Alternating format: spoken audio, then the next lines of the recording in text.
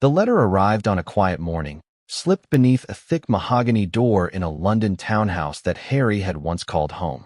It wasn't just a letter. It was a verdict, one that would change the course of his life, a decree that would echo through the corridors of Buckingham Palace and across the globe. Imagine opening something that tells you, in black and white, that the place of your birth, the land of your family, the streets you once ran down as a child, were now forever closed to you. Could you imagine that pain? Could you feel the weight of being exiled from your own country without committing a crime, without warning, without even a trial? This was Harry's reality. Before we continue, please hit the like button, subscribe to the channel, and turn on the notification bell for updates. For years, he had struggled to reconcile his royal heritage with his desire for independence, for a life outside the glare of the monarchy. Megxit had already been a seismic shift, leaving behind titles, privileges, and the protective walls of Kensington and Windsor, but nothing had prepared him for this. The courtroom in Westminster had spoken, and the words were cruel in their finality. Harry was forbidden from returning to the United Kingdom indefinitely, forever. No exceptions, no appeals left to play. The gavel had fallen, and with it, a door slammed on the life he had known. But this story isn't just about a prince denied his homeland. It's about betrayal, miscalculation, and the hidden dynamics that rarely escape the walls of royal estates. It's about the court, the family, the palace insiders, and the unseen forces that shape the lives of the most famous people on the planet. And more than that, it's about the very human heartbreak beneath the crown, the tears, the anger, the sleepless nights where a prince wrestles with a truth too hard to accept. In the early days after the ruling, Harry retreated into himself. He spent hours pacing the halls of his home in California, staring out at the ocean as if it might answer the question burning in his mind. Why? Why now? Why like this? He had never been violent, never a threat. He had only spoken his truth, sought his freedom, and tried to protect his family from the pressures of a life scripted by tradition. And yet, here he was, locked out, not by borders, but by judgment, by authority, by a system that even a prince cannot bend to his will. The media erupted immediately. Headlines screamed betrayal, disgrace, exile. Some sympathized, calling it a heartbreaking moment of injustice, while others painted him as a spoiled royal unable to accept responsibility. But beyond the flashing lights and scrolling feeds, there was Harry, raw and unfiltered, facing the most personal kind of loss, the loss of home.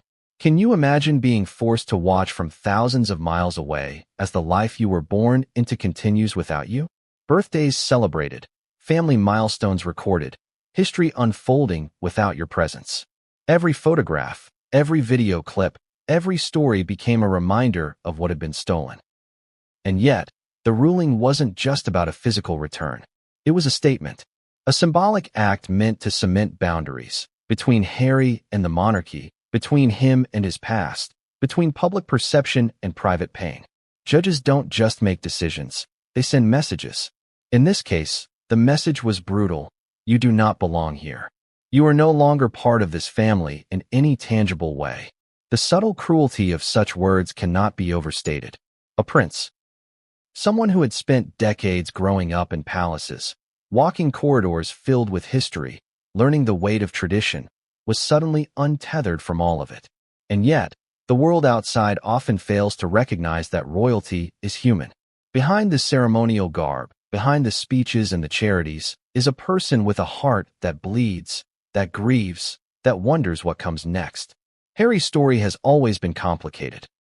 He is the son of a king, yet he is not fully embraced by the institution that made his life possible. He is a global icon, yet he feels invisible within his own family. He fights for privacy, yet the world watches every movement. And now, after this ruling, the layers of tension and heartache have intensified. The questions pile up like storm clouds over Buckingham. How could it come to this? Was it personal? Political?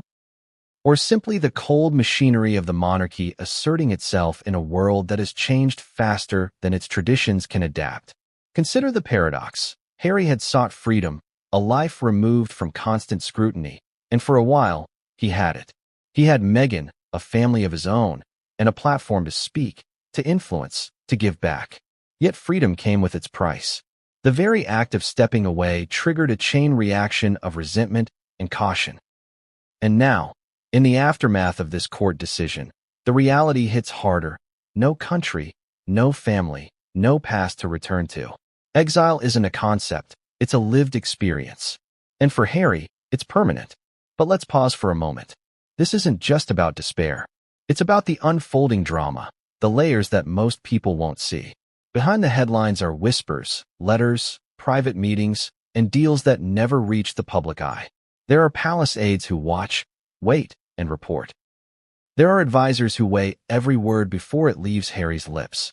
And there are family members whose actions, deliberate or inadvertent, shape this narrative. In other words, the surface tells only part of the story. The true story, raw, emotional, and shocking, is far more intricate. The question many people ask is this: could Harry have done anything differently? Could he have avoided this outcome? Or was it inevitable, a combination of timing, tension, and personal choices that made the ruling unavoidable?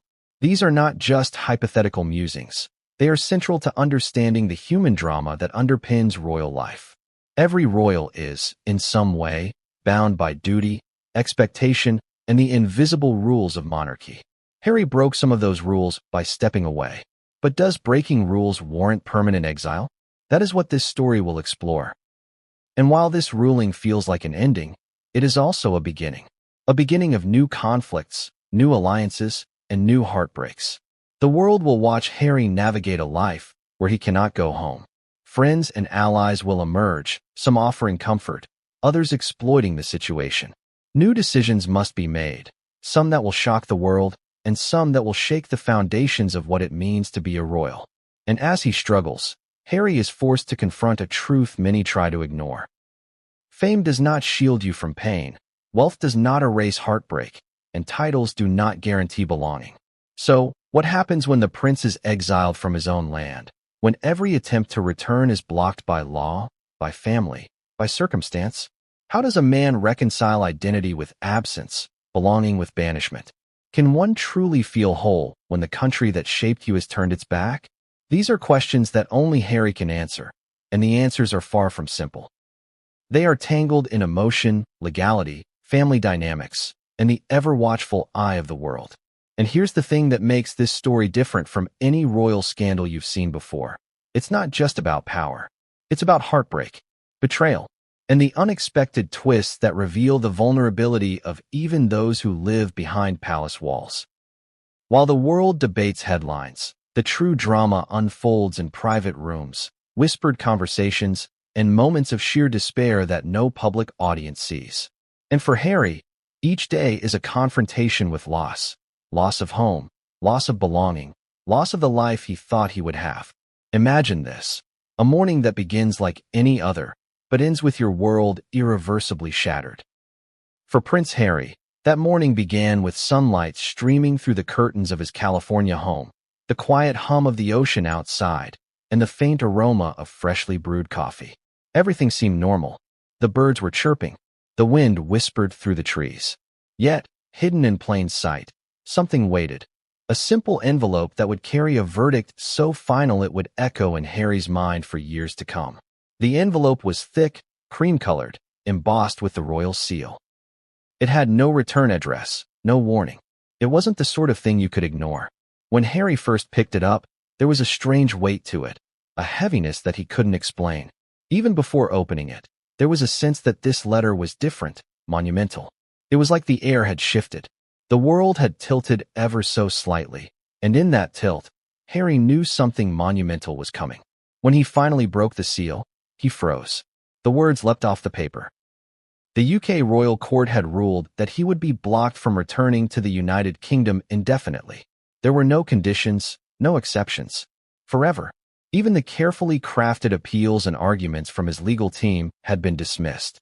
It was not just a legal ruling, it was a personal exile. The kind of exile reserved for kings and rebels of history. Yet here it was landing on the shoulders of a modern prince. Harry's first instinct was disbelief. Could this really be happening? He reread the letter 3, 4, 5 times. The language was precise, cold, bureaucratic. every word carefully constructed to leave no room for interpretation. There was no ambiguity. This was a sentence. This was an order. This was a life-changing reality, written in black ink on white paper, that could not be undone. He felt the weight of history pressing down on him. Every time he had walked the halls of Windsor Castle or Buckingham Palace, he had known, somewhere deep inside, that those walls were part of his story, his identity. Now, those walls had turned into a prison he could no longer enter. Even the photos on the walls of his childhood rooms seemed to mock him, reminders of a home he could never again call his own. The first call Harry made was to Meghan. He held the phone tightly, his knuckles whitening as he tried to steady his voice. The words tumbled out. "It's over. I can't go back. They've blocked me forever." On the other end, Meghan's voice was calm, but there was an unmistakable tension, a ripple of concern she couldn't disguise. "We'll figure it out," she said, but Harry knew it was not that simple. There were no quick fixes, no simple solutions. This was not a negotiation. This was permanent. Then came the flood of emotions, shock, disbelief, rage, and a profound sorrow that seemed to seep into his bones. He had always imagined moments like this in his life, but never in such a harsh, irreversible form. It was one thing to face media scrutiny, to handle public judgment. That was routine. That was expected. But to be formally banned from your own homeland? That was unprecedented in Harry's life, and in the history of modern royalty. His mind raced back to his childhood. Running through the palace gardens, sneaking glances at the Queen's ceremonial rooms, feeling the legacy of a family and a country on his shoulders. Could someone really just take that away? Could a court really render him invisible in the place he was born? The answer now was horrifyingly clear: yes. He sat in silence for hours after reading the letter. No one came in. No one called. There was just him, and the words that now defined his existence. He stared at the envelope as though it were a living thing, something that had been sent deliberately to wound him. And in that silence, a pattern of questions began forming. Why now? Why this ruling after all these years? Was it personal? Was it political? Or was it a simple reflection of the monarchy's unyielding rules? As the hours passed, Harry began to imagine the reactions outside the walls of his home.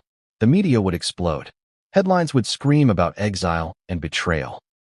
Royal watchers would dissect every moment, every word, every gesture. The world would have opinions, but no one would truly understand the raw, private pain he felt in that moment. He thought about his family, the Queen, Charles, William. How would they feel, knowing the pain this decision had inflicted? Would they even care, or had their own priorities hardened their hearts? He remembered the last conversation he had had with his brother, William, not long ago. There had been tension, certainly, but also a lingering hope that family bonds could survive even the deepest disagreements. Now, that hope felt fragile, almost naive. The letter made it clear that family ties, no matter how strong they appeared publicly, could not override the law, the judgment, the system that had just turned its back on him. And yet, despite the despair, a small ember of defiance flickered within him. Harry had faced challenges before. He had battled media storms, public scrutiny, and personal grief. Could he navigate this as well? The answer seemed distant, almost impossible, but the thought of surrendering entirely was unbearable. Not for himself, not for Meghan, not for the children who would grow up with stories of a land they might never see. By late afternoon, Harry's team had begun reaching out. Lawyers, aides, advisors, all moving in a flurry of calls and emails. They tried to interpret the letter, to find a loophole, a way, anything that might allow him to return even temporarily. But every effort seemed futile. The ruling was absolute. The court's language was deliberate, leaving no space for negotiation. No appeals could be made. No exceptions. This wasn't just a setback. It was the closing of a door that could never be reopened. And then came the reality of isolation. Even in California, where he had sought freedom and peace, Harry felt the shadows of exile creeping in. He walked the gardens of his home, imagining the streets of London, the parks of Kensington, the hallways of Windsor. Places he had walked as a child, as a young man, as a member of the royal family, all now out of reach. It was a surreal feeling, like being trapped in a dream where your past and present no longer aligned. Harry's despair was compounded by the knowledge that the public narrative would be merciless. He could already picture the tabloids spinning the story, framing it as a personal failure, a prince unable to maintain his place in the world he was born into. He would be judged, criticized, and dissected by people who had no idea of the private agony he faced. Yet, there was no turning back. The letter had done its work. It had set the stage for a new reality, one that he had to navigate, no matter how painful or humiliating. As night fell, he sat by the window, staring at the lights of the distant city that was now a forbidden land. The ocean whispered below, indifferent to human pain, while the stars above shone like distant witnesses to his grief. And in that moment, he realized something profoundly unsettling. This was not just a legal ban.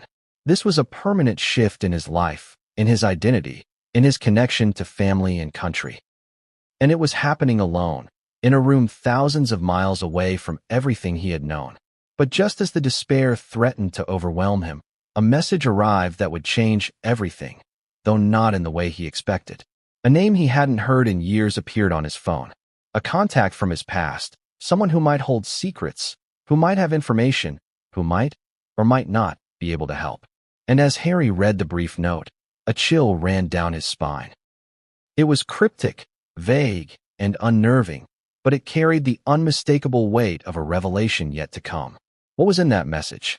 Could it possibly alter the trajectory of a life already marked by pain and exile? Or was it a harbinger of further heartbreak, another twist in a story that seemed to have no mercy? What really happens when a prince's right to return to his own country is decided in a courtroom? Most of the world sees only the headlines. Prince Harry barred from UK forever. But behind those flashing banners lies a hidden war, fought in hushed tones, behind polished doors, and in the shadows of history. This is the story of the legal battle that no one outside the palace knew existed. A battle that would reveal unexpected players, unseen forces, and the intricate politics of monarchy and law. The courtroom itself was imposing but deceptively calm. Westminster Hall, steeped in centuries of tradition, held echoes of decisions that shaped empires and defined nations. To the casual observer, it was just a courtroom. But for those involved, it was a battlefield where every word, every gesture, and every silence could tip the scales. Harry's legal team entered armed with strategy, evidence, and hope. They knew the stakes. This wasn't merely about a man's travel rights. It was about identity, legacy, and the invisible threads that bind family, monarchy, and law. From the start, tension was palpable. The judge presiding over the case, a stern figure with decades of experience, had earned a reputation for impartiality, but also for rigidity. Legal analysts had whispered that he could be the deciding factor in more than just a single ruling. He represented the enduring authority of the court itself. And in that authority lay the power to define not just what was legal, but what was permissible in the fragile balance between royalty and public expectation. Harry's lawyers laid out their case meticulously. They argued precedent, international law, and the unique circumstances of a royal who had, for years, balanced public duties with private autonomy. Every document, every affidavit, every note from palace aides was scrutinized, cross-examined, and weighed against the cold logic of the law. But the court had an agenda of its own, a subtle, unspoken insistence that tradition and protocol must outweigh personal grievance. What the public didn't see were the private moments of tension. Outside the courtroom, advisors whispered into earpieces, paced hallways, and exchanged coded messages. Harry's legal team fought fiercely, but they were navigating a landscape filled with invisible barriers. Evidence could be dismissed for procedural reasons. Witnesses could be deemed unreliable for reasons that no ordinary citizen would understand. And through it all, Harry watched, silently absorbing each twist, each subtle slight, and each unexpected turn. The opposition was strategic and calculated. Representatives from the palace, though never appearing directly in the courtroom, exerted influence through intermediaries, statements, and carefully timed leaks. Their approach was precise. Maintain control of the narrative while letting the law appear impartial. It was a tactic as old as monarchy itself. Use the machinery of justice to deliver a verdict that the public perceives as fair, even when it serves private interests. Harry realized this quickly. This wasn't just about him. This was about the institution, about precedent, about sending a message that no member, no matter how beloved or famous, could challenge the system without consequences. And the twists were relentless. At one point, a witness emerged whose testimony threatened to shift the balance. A former palace aide, speaking under confidentiality, revealed conversations, letters, and behind-the-scenes interactions that contradicted public statements. The courtroom held its breath as documents were presented, as evidence of prior negotiations and promises came to light. For Harry, it was a moment of hope, a glimmer that perhaps the ruling could be swayed, that the court could recognize not just legality but fairness. But the hope was short-lived. Counterarguments arrived like thunderclaps. Legal representatives meticulously dissected the testimony, exposing inconsistencies, highlighting technicalities, and undermining credibility. The ruling leaned on centuries-old precedents, obscure regulations, and the unyielding weight of tradition. The judge's expressions, calm yet inscrutable, betrayed nothing. Every nod, every pause, every raised eyebrow became a silent battlefield. Harry felt it in his chest. The slow, inexorable squeeze of inevitability. Even outside the courtroom, the atmosphere was electric. Journalists, barred from the chambers, speculated endlessly. Media outlets reported fragments, half-truths, and leaks, each more sensational than the last. But the real drama unfolded quietly, in legal offices, in whispered consultations, and in strategy meetings that stretched deep into the night. Every move Harry's team made was countered with precision. Every argument met with procedural blocks or reinterpretations of law. It was a chess game where every piece mattered, where every misstep could cost not just the case, but a lifetime of connection to home. Amid the tension, Harry had moments of clarity. He realized that the legal battle was only one aspect of a much larger war, an emotional, political, and psychological battle that spanned continents. His exile wasn't simply about legality. It was about control, perception, and narrative. He understood that winning the legal argument might not change public opinion or familial resentment.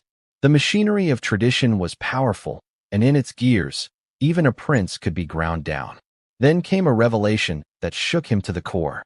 One of the documents submitted in court revealed that certain palace officials had actively advocated against him behind the scenes. Their motives were cloaked in professional reasoning, concerns for protocol, risk management, and tradition, but the effect was undeniable. Harry's return had been sabotaged at multiple levels. The realization stung. It wasn't just the law he was fighting. It was the combined force of family, institution, and centuries of unyielding protocol. And yet, despite the overwhelming odds, Harry's team pressed on. They crafted appeals, prepared statements, and attempted to humanize him before the court, highlighting not just the legality, but the personal consequences of barring him indefinitely. They emphasized his commitment to charity, his role as a father, and his historical place in the royal lineage. The arguments were compelling, heartfelt, and meticulously constructed. But the court remained unmoved. Tradition, after all, is not swayed by emotion, no matter how genuine. The final moments of the hearing were tense beyond description. Harry sat quietly, absorbing every word, watching as evidence was presented and dismissed, seeing legal precedents invoked like weapons. Every detail mattered, the wording of a sentence, the placement of a comma, the tone of a statement. And through it all, he felt the invisible hand of history pressing down, reminding him that even princes are subject to forces larger than themselves. As the gavel finally fell, the court's decision was delivered with a measured, almost ceremonial detachment. The ruling was absolute. Harry would not be allowed to return to the United Kingdom indefinitely. There were no conditional clauses, no exceptions, no hope of reconsideration. The legal battle, after months of intense preparation and negotiation, had come to a conclusion that was as final as it was devastating. Outside the courtroom, reactions were immediate and intense. Media outlets exploded with coverage, commentators speculated endlessly, and royal watchers debated fiercely. But inside Harry, the legal victory, or rather, the loss, was not just about paperwork or precedent. It was about identity, belonging, and the deep, unshakable sorrow of being formally barred from your own home. And as he left the courthouse, the weight of the ruling settled on him like a physical burden. Every step felt heavier than the last, every glance from a passerby a reminder of the scrutiny he could never escape. He knew that the world would judge, the media would dissect, and the family would respond in ways both subtle and overt. And yet, even in that moment of crushing defeat, a whisper of something unexpected emerged.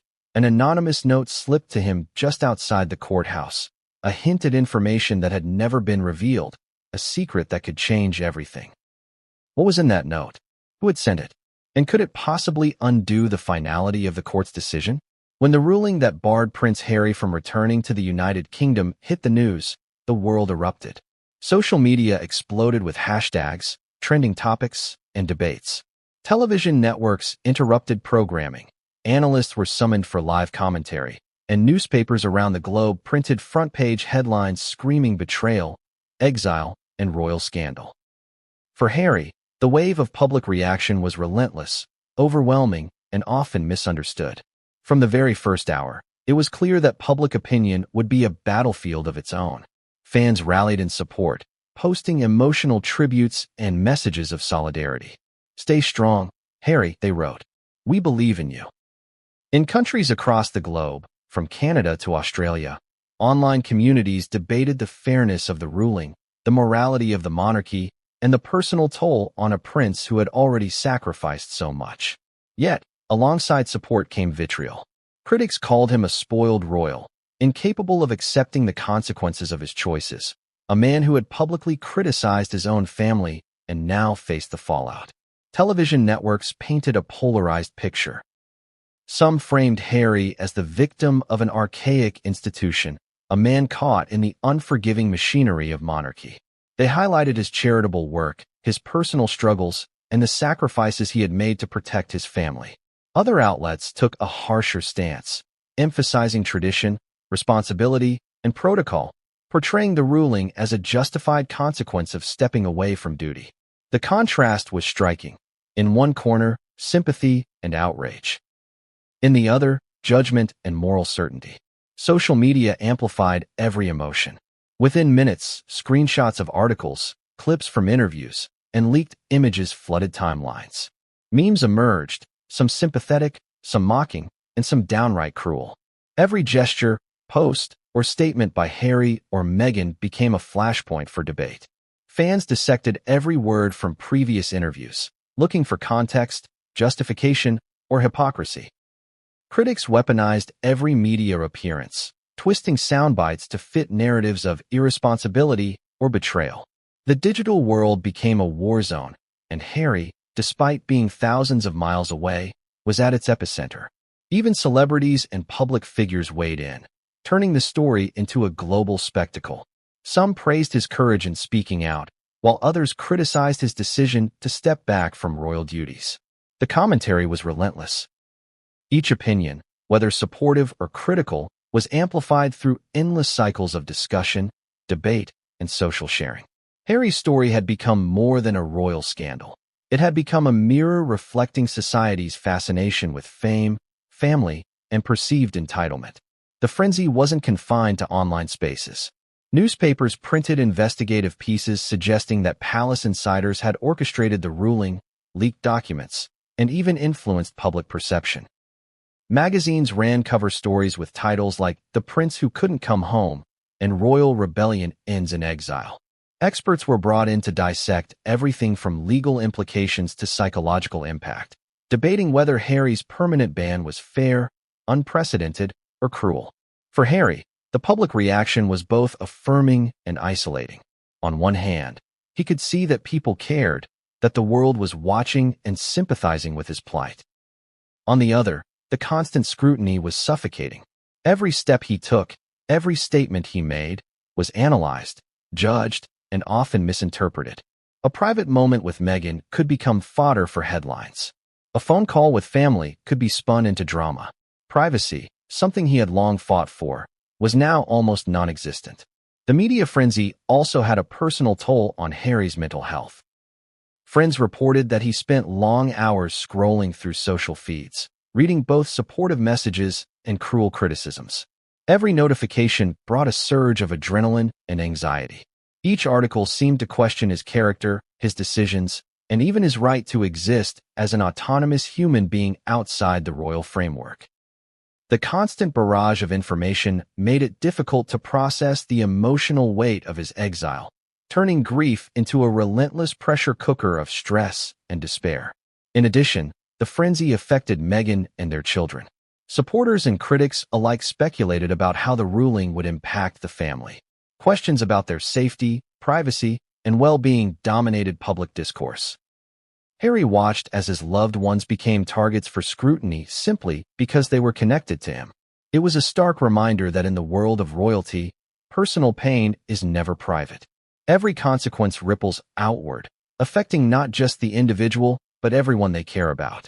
Yet, amidst the chaos, there were moments of human connection that offered a glimmer of solace. Friends, distant relatives, and even some former palace staff reached out privately. Letters, emails, and messages of encouragement arrived, reminding Harry that while the world might judge, there were people who understood his perspective. These private acts of support contrasted sharply with the public scrutiny, providing fleeting moments of relief in a storm that seemed unending. But the media frenzy also carried an insidious danger: misinformation. False narratives spread quickly, often more quickly than the truth. Rumors about secret meetings, hidden agendas, and supposed betrayals circulated endlessly. Every minor event could be twisted into a scandal. Harry found himself constantly correcting misconceptions, trying to assert reality in a world increasingly dominated by sensationalism. It was exhausting, emotionally draining, and at times, infuriating. One particularly shocking moment occurred when a widely circulated report claimed that Harry had attempted to secretly negotiate a return to the UK, only to be blocked by his own family. The story was based on incomplete information, yet it spread like wildfire, sparking debates, outrage, and condemnation. Harry knew the report was false, but controlling the narrative was impossible. The frenzy had taken on a life of its own, fueled by curiosity, speculation, and the world's insatiable appetite for royal drama. Despite the chaos, Harry remained focused on what mattered most: his family, his well-being, and his next steps. Public opinion could be fickle, the media relentless, and the palace unyielding, but he understood that his actions going forward would define not just his reputation, but his future. Every decision had to balance personal integrity, public perception, and the well-being of those he loved. The stakes were high, and the pressure was immense. And then came the most unexpected reaction of all. A segment of the public, influenced by leaked insights and insider perspectives, began to question not just Harry's exile, but the motivations of those enforcing it. Online forums, podcasts, and independent journalists dug into historical precedents, legal interpretations, and palace politics. Some started to uncover inconsistencies, contradictions, and hidden tensions that had been concealed from public view. The story was evolving, gaining layers, complexity, and intrigue beyond anyone's expectations. What were these hidden layers? Who was orchestrating the leaks, the narratives, and the stories behind the headlines? And could uncovering the truth possibly offer Harry a path forward, or would it only deepen the complexity of his exile? Even the strongest people have moments when the weight of the world becomes unbearable. For Prince Harry, the moment came quietly, without warning, in the solitude of his California home. The legal ruling, the family feuds, and the relentless media frenzy had built up like an invisible pressure, and finally, the dam broke. It began as a quiet evening. The sun had dipped below the horizon, casting a warm amber glow over the gardens of his home. Normally, this view brought Harry a sense of peace, a reminder that even far from England, there was beauty, life, and tranquility. But tonight, the serenity only highlighted the chaos in his mind. He sat in his study, the weight of the royal court's decision pressing down on him like a physical force. The letter that had changed everything lay open on the desk before him, a cruel reminder that the life he once knew was gone forever. At first, the despair was a low hum, almost imperceptible, a lingering sadness that he could brush aside with tasks, calls, and distractions. But the emotional storm had been building for months. Each public headline, every critical article, every perceived slight from his family had added another layer of pressure. Now, alone in the quiet of his home, Harry could no longer hold it in. He felt it in waves, first shock, then anger, then profound sorrow. His chest tightened, breaths came fast, and the tears began to flow. Not the controlled tears that the public had seen during interviews or ceremonial events, but raw, unfiltered grief. The kind that strikes at the very core of a person, leaving them feeling exposed, vulnerable, and utterly human. For hours, Harry sat, lost in a swirl of memories and emotions. He thought about the palace corridors where he had grown up, the gardens where he had played as a child, and the family moments that now felt impossibly distant. The permanence of the ruling hit him hardest, not just the legal implications, but the emotional reality. He would never again stroll through Windsor, hear the familiar voices of those he loved, or feel the comforting weight of home. The realization was crushing. It wasn't just nostalgia that caused the tears. It was the sting of betrayal, the sense of being cast aside by the very people who should have been his strongest allies. William's cold professionalism, Charles's detached counsel, and other family members' subtle disapproval coalesced into a profound sense of isolation. Harry realized that no amount of fame, wealth, or public sympathy could replace the loss of family support, the kind that once provided unconditional security. Meghan noticed the change immediately. She tried to console him, offering words of comfort, physical presence, and gentle reassurance.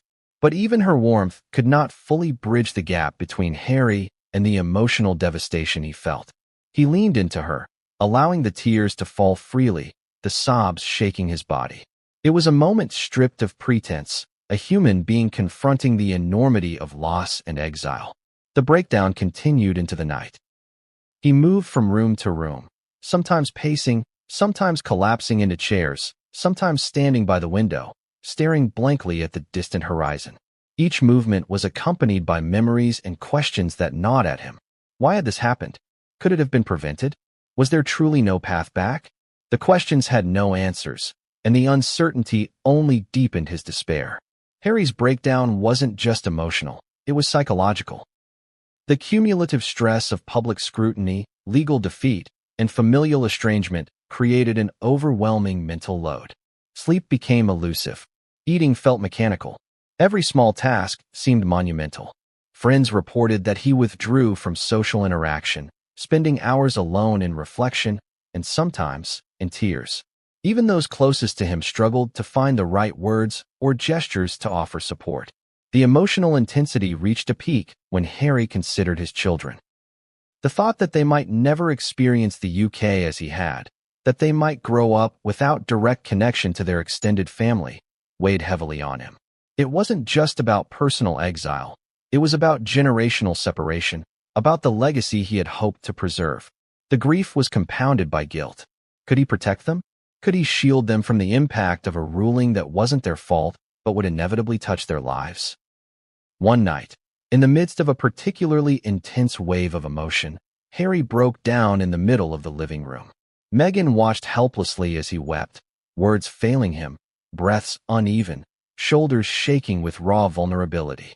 It was a moment no one outside his inner circle would ever witness, yet it was a turning point.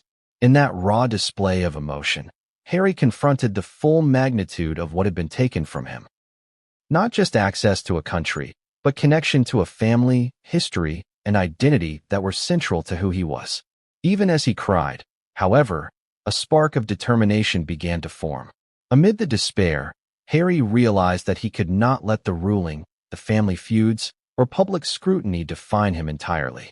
The tears, as painful as they were, marked a release, a catharsis that allowed him to acknowledge the depth of his loss, while slowly preparing him for the next step. Emotional collapse became, paradoxically, the first step toward emotional clarity. The following days were a blur of private mourning, intermittent public appearances, and intense media speculation. Photographers captured glimpses of him walking alone, his face somber, and interpreted every gesture as a sign of weakness, defiance, or scandal. Every movement became a headline, every expression a story. but few understood the private torment that underpinned these moments. Harry's public composure belied the intense emotional storm that raged behind closed doors. Friends and advisors became essential lifelines. Late-night phone calls, whispered conversations, and discreet visits provided brief but necessary respite from the intensity of grief. These connections reminded Harry that he was not entirely alone, that there were allies and supporters who understood both the public pressure and the private pain. Yet, the exile and legal ruling remained an unyielding shadow over every interaction, every decision, every thought. Then came an unexpected trigger that reignited the emotional upheaval. A leaked document suggested that certain family members had celebrated or at least quietly approved the court's ruling. The news was like salt on an open wound. Harry felt the sting of betrayal all over again, compounded by anger, disbelief, and sorrow. How could the people he loved and trusted seemingly endorse a decision that caused such profound personal pain? The emotions spiraled, threatening to undo the fragile control he had been slowly rebuilding. But even in the midst of despair, there were flashes of clarity and resilience. Harry began to strategize quietly, thinking about how to reclaim agency over his life and narrative. He reflected on past challenges, the obstacles he had overcome, and the public and private victories that had defined him. The tears, the sobs, and the grief did not vanish, but they became part of a larger process, a reckoning, a recalibration, and the first step toward action. And then, in the quiet hours of a particularly long night, another revelation arrived. A private message, a hidden memo, or a confidential tip hinted at a secret that no one had yet disclosed. A potential twist that could shift the narrative, challenge the ruling, or expose truths previously hidden from Harry and the public. It was subtle, cryptic, and deeply unsettling. What was in that message? Could it change the trajectory of Harry's exile, or was it merely another layer of complexity in an already tangled story? And how would he respond, knowing that every decision now carried enormous personal and public consequences? The envelope arrived without warning. No fanfare, no courier announcement, just a plain, unassuming piece of mail slipped under the door of Harry's California residence. He stared at it for a long moment, heart racing, mind spinning with possibilities. Who had sent it? What could it possibly contain that had not already been revealed through courts, media, or family channels? The very act of receiving it sent a shiver down his spine. He picked it up, noting its simplicity. No wax seal, no ornate insignia, just a plain envelope. The handwriting was unfamiliar, precise, almost clinical. Yet there was something urgent, almost conspiratorial about it. It suggested knowledge of things not yet in the public eye, secrets buried deep within the palace, within legal files, within corridors no outsider could access. Harry's pulse quickened. Could this be the clue he had been waiting for, the piece of the puzzle that could shift the tide in his favor? Inside the envelope was a single sheet of paper. At first glance, it appeared innocuous, a series of dates, names, and cryptic notes. But as Harry read, the implications hit him like a thunderclap. The document hinted at internal communications within the royal court, revealing discussions about restricting his return. Certain family members, he realized with mounting shock, had not only supported the legal ban, but had actively orchestrated elements of it behind the scenes. Names he had trusted, figures he had considered allies, were implicated in maneuverings that directly impacted his life. The initial shock gave way to anger, then disbelief, and finally a grim determination. How could such plans have been made without his knowledge? How could the very people who were supposed to protect him, his family, his advisors, participate in a conspiracy that changed his life forever? Each line of the document revealed layers of strategy, hidden agendas, and manipulations that stretched back months, perhaps even years. The ruling was not simply a legal inevitability. It had been carefully constructed, guided by invisible hands. Harry's mind raced as he pieced together the implications. This was more than a story of exile. It was a story of control, betrayal, and power. Every email referenced, every meeting noted, every instruction to block his return demonstrated a level of calculation he had never anticipated. The court's decision, which at first had seemed purely procedural, now revealed itself as the final act in a series of orchestrated moves. Harry realized that understanding these moves could provide leverage, but only if he acted carefully, strategically, and decisively. The document also hinted at communications with the media. Certain leaks, previously attributed to coincidence or chance, were now clearly part of a deliberate narrative strategy. Headlines that painted him as reckless or defiant had been guided, influenced, and amplified by people he knew, or thought he knew, personally. The revelation was both infuriating and illuminating. Every attack, every rumor, every public criticism had a purpose beyond mere reporting. They were tools in a meticulously planned strategy to shape public perception and reinforce the finality of his exile. But amidst the anger and shock, a flicker of opportunity appeared.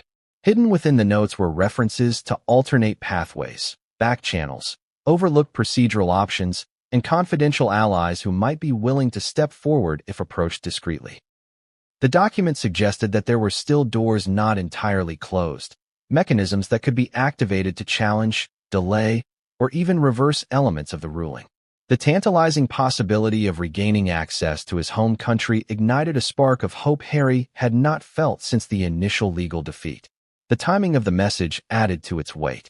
It arrived just days after the court ruling, when public outrage and media frenzy were peaking. If leveraged correctly, Harry could use the information to counteract narratives, challenge assumptions, and reveal the hidden machinations that had kept him from returning. The potential was enormous, but so were the risks. Misstep, leak, or misinterpretation could destroy any chance of redemption and might even deepen the exile.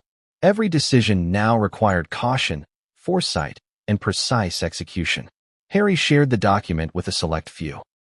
His closest advisors, legal team, and a trusted confidant within his circle. Their reactions ranged from shock to excitement as the significance became clear.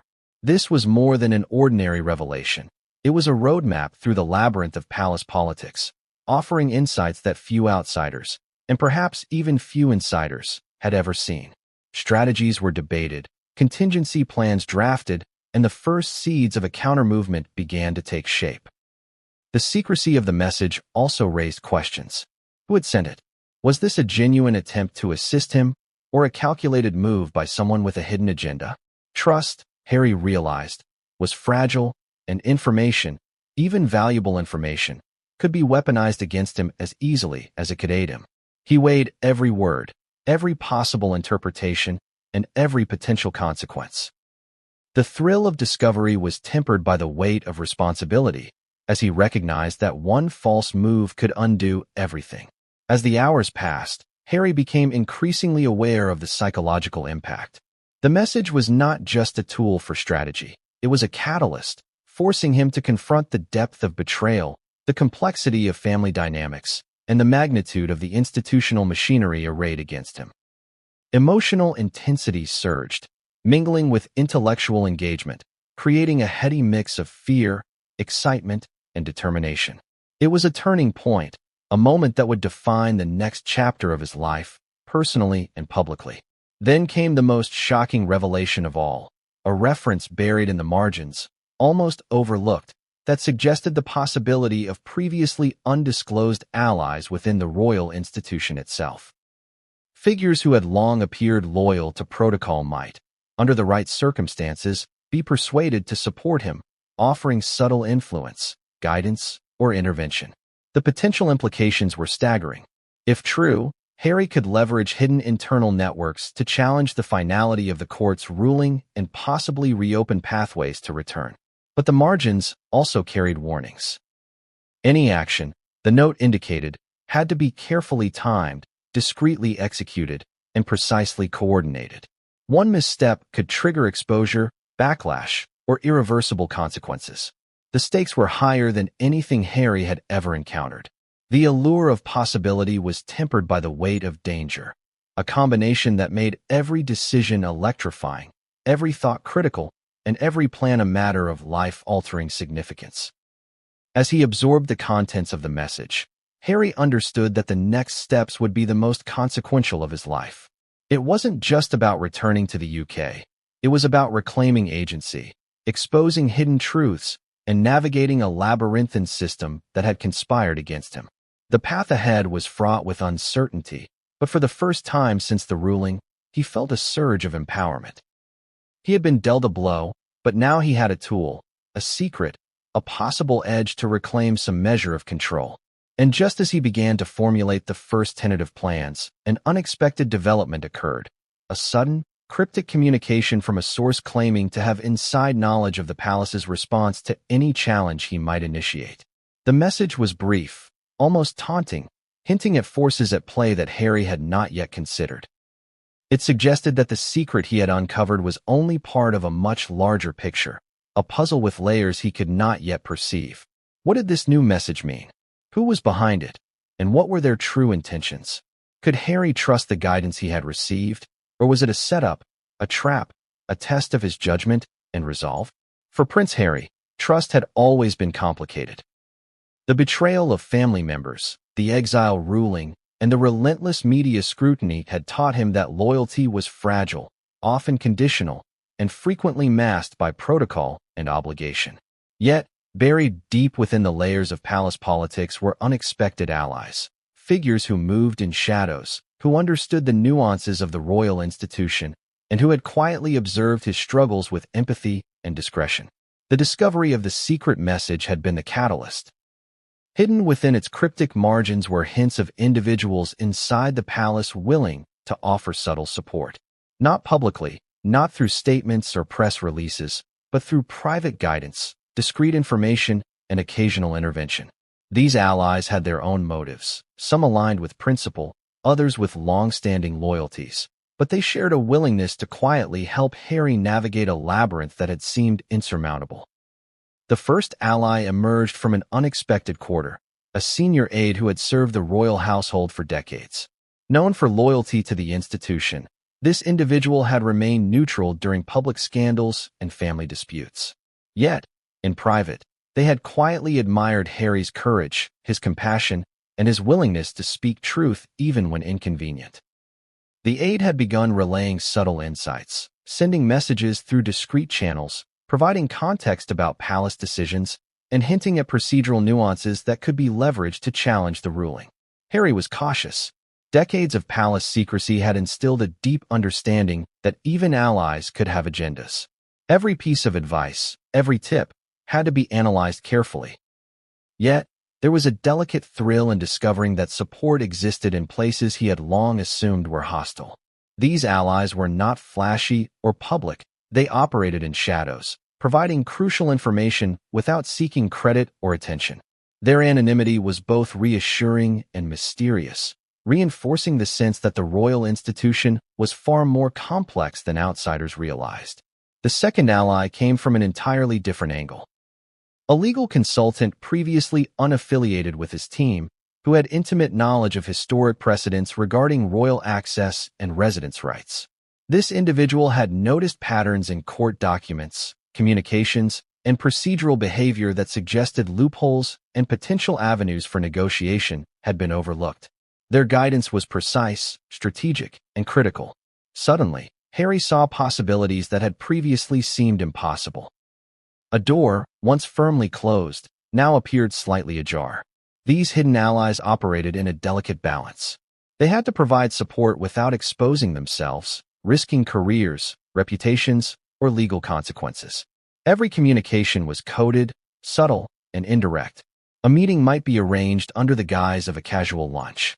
A tip might be sent as a passing comment in a chain of unrelated emails. Harry learned quickly that interpretation was key. A misplaced word or overlooked nuance could render guidance useless or even dangerous. The presence of these allies also underscored the depth of division within the palace. While some members actively enforced the ruling against him, others quietly sought ways to temper the consequences, maintain humanity, and mitigate harm.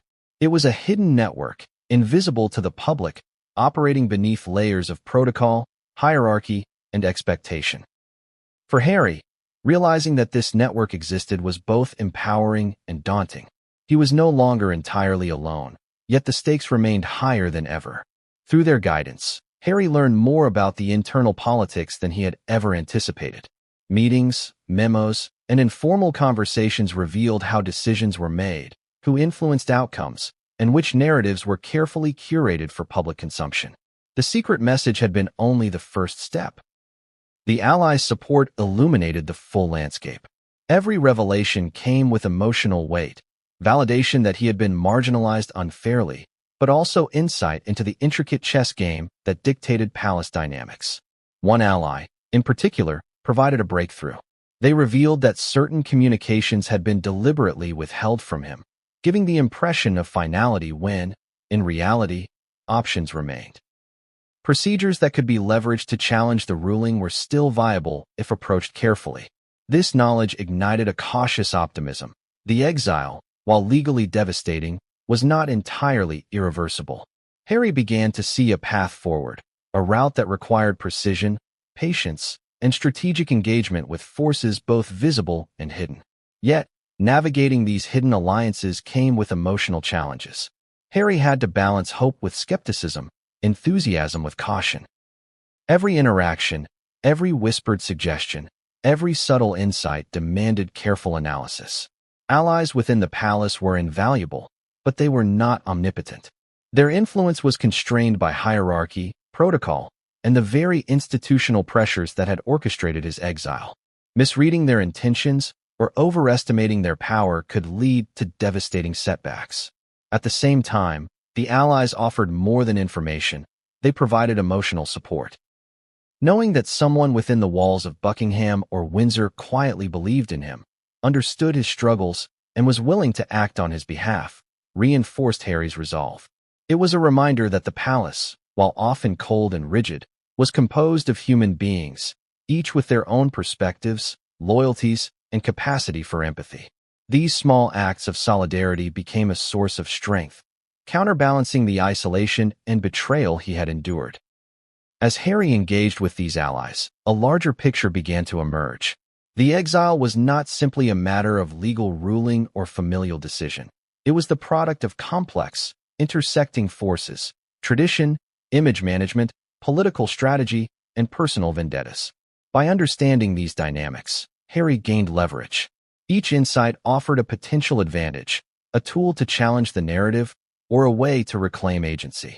The Allies were not just informants. They were guides, helping him navigate a terrain few outsiders could even imagine. But the stakes were undeniable. Moving too quickly, revealing too much, or trusting the wrong person could backfire catastrophically. Harry realized that every step had to be measured, deliberate, and resilient to misinterpretation. The hidden allies were a lifeline, but they also underscored the precariousness of his position. One misstep could undo months of strategic planning and emotional recovery. Then came a revelation that shocked Harry to his core.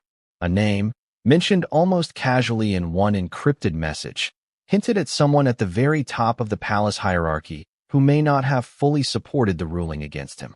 This person, whose influence was vast, could potentially alter the trajectory of his exile if persuaded or informed strategically. The discovery was electrifying, but it also intensified the danger. Approaching such a figure required discretion, timing, and a level of trust Harry could scarcely afford. What could this top-level ally do? Would they act in his favor, or was their interest conditional, manipulative, or temporary? And how could Harry engage with them without exposing vulnerabilities to the very forces that had orchestrated his exile? After days of reflection, analysis, and confidential discussions with his hidden allies, Prince Harry finally began to see a path forward. The legal ruling that had barred him from returning to the UK seemed absolute at first glance, yet the documents, messages, and secret guidance revealed cracks, narrow, delicate, but exploitable. Harry knew that challenging the ruling would require precision, courage, and a strategy so meticulous that even the most seasoned insiders might marvel at its audacity. The first step was understanding the ruling itself. Legal documents are often intimidating, dense with language designed to protect institutions and intimidate outsiders. But Harry's legal team, guided by the insights of palace insiders, dissected every clause, footnote, and procedural nuance. Every word mattered. Every precedent cited could be leveraged or countered. They discovered inconsistencies, procedural oversights, and ambiguities that had previously been overlooked. Each detail became a potential opening, a foothold in a wall that had seemed impenetrable. Harry's allies within the palace became critical at this stage. They provided context that no legal document alone could convey. How had decisions been influenced? Which advisors wielded real power, and which were figureheads? Which family members could be persuaded to soften their stance, and which were immovable? By combining insider knowledge with legal expertise, Harry's team began constructing a multi-layered approach, a strategy that was equal parts law, psychology, and palace politics. The plan was not simple. It involved parallel tracks, legal challenges, public perception management, and strategic communication with key figures inside the palace. Each element had to be coordinated with the others, timed perfectly to prevent leaks or misinterpretation. Harry understood that even a small misstep could solidify his exile rather than challenge it. Every decision now carried enormous weight, and the margin for error was vanishingly small. On the legal front, the strategy focused on demonstrating that procedural errors, unconsidered precedents, and selective interpretation had influenced the ruling. By highlighting these flaws, Harry's team aimed to create sufficient doubt to prompt a review or appeal. They meticulously documented each discrepancy, cross-referencing with historical cases and legal standards, building a case that was both defensible and compelling. Every argument was crafted to be airtight, anticipating counterarguments before they could be raised. At the same time, Harry recognized the importance of controlling the narrative. Public perception, already volatile, could not be ignored. The media frenzy had the power to either support or sabotage any legal maneuver. Therefore, the plan included discreet communication strategies, carefully timed statements, and selective leaks that highlighted inconsistencies in the ruling and emphasized his rights as an individual. The objective was not to attack the monarchy, but to illuminate truths, humanize his situation, and generate sympathetic understanding without fueling additional controversy. Then there were the internal palace dynamics. Harry's allies provided intelligence on who could influence decisions subtly, who might advocate for him behind the scenes, and who could be neutralized or persuaded. Every